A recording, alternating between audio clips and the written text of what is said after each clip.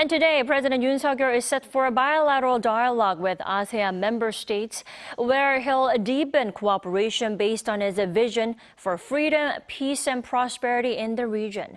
Our Presidential Correspondent Oh Soo-young has more. President Yoon Suk Yeol will seek deeper engagement with the Association of Southeast Asian Nations, in line with the United States and Japan, fulfilling the pledges made at the Camp David trilateral meeting last month. That's according to Yoon's senior press secretary Kim Eun-hye ahead of the South Korean leaders' two-way summit with ASEAN on Wednesday. Attending the annual summit for the second consecutive year, Yoon will work on putting his Korea-ASEAN Solidarity Initiative into action, which pursues freedom, peace and prosperity in the region. The meeting in Jakarta marks the first multilateral conference Yoon attends after the Camp David summit last month, where the leader agreed with his US and Japanese counterparts to coordinate their engagement with ASEAN and other Indo-Pacific players. This means that the Camp David trilateral cooperation system will demonstrate joint leadership and make a responsible contribution to creating a rules-based order in the Indo-Pacific region.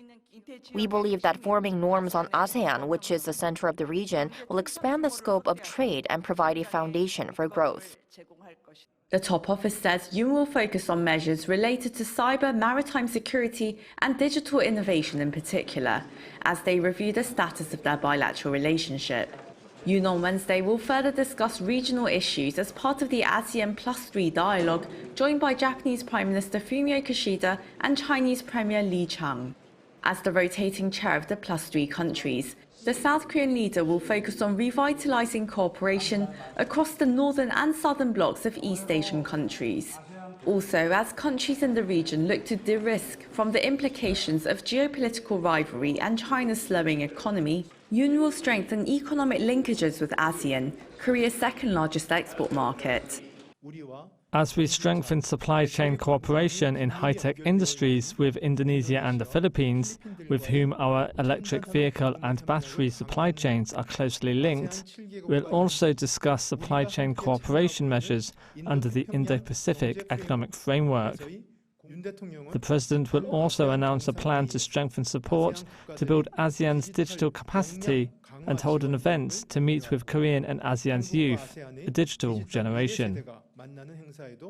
While Korea's exports to China contracted by over 4% last year, exports to ASEAN grew some 14.8%, with the trade volume hitting $207.5 billion, a record high for the second straight year.